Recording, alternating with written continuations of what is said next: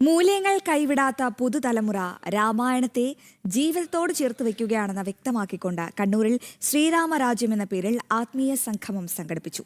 സനാതന ധർമ്മ പാഠശാലയുടെ നേതൃത്വത്തിൽ സംഘടിപ്പിച്ച പരിപാടി അമൃതാനന്ദമയി മഠം കണ്ണൂർ മഠാധിപതി സ്വാമി അമൃത കൃപാനന്ദപുരി ഉദ്ഘാടനം ചെയ്തു. പുതുതലമുറയും വിശ്വാസങ്ങളെയും മൂല്യങ്ങളെയും കൈവിടുന്നില്ല.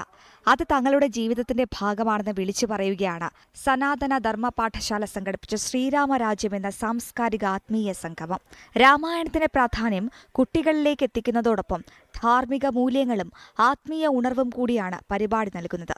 കഴിഞ്ഞ വർഷം എറണാകുളത്ത് തുടക്കം കുറിച്ച ശ്രീരാമരാജ്യം മഹാസംഗമത്തിന്റെ രണ്ടാം ഭാഗത്തിനാണ് ഇത്തവണ കണ്ണൂരും വേദിയായത്. ചിന്മയ കോളേജിൽ നടന്ന പരിപാടി അമൃതാനന്ദമയി മഠം കണ്ണൂർ മഠാധിപതി സ്വാമി അമൃത കൃപാനന്ദപുരി ഉദ്ഘാടനം ചെയ്തു.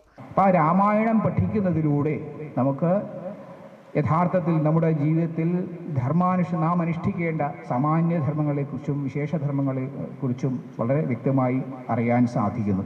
സനാതന ധർമ്മ പാഠശാല സംയോജകൻ രാജേഷ് നാദാപുരം മുഖ്യപ്രഭാഷണം നടത്തി. ഒരിക്കൽ പഠിച്ചാൽ ഒരിക്കലും മറക്കാത്ത അറിവിന്റെ പേരാണ് വിജ്ഞാനം എന്ന് പറയുന്നത്. ആ വിജ്ഞാനത്തെ നിങ്ങൾക്ക് നൽകുന്ന മഹത്തായ ഗ്രന്ഥത്തിന്റെ പേരാണ് രാമായണം.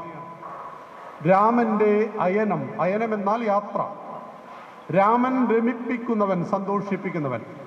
ആരുടെ പേര് കേട്ടാലാണോ ഈ ത്രേതായുഗവും ദ്വാപരയുഗവും കഴിഞ്ഞ് ഈ കലിയുഗത്തിലും നമ്മൾ സന്തോഷിച്ചു കൊണ്ടിരിക്കുന്നത്, അതാണ് രാമൻ. രാമൻ രമിപ്പിക്കുന്നവൻ. തുടർന്ന് വിദ്യാർത്ഥികളുടെ രാമായണ പാരായണം.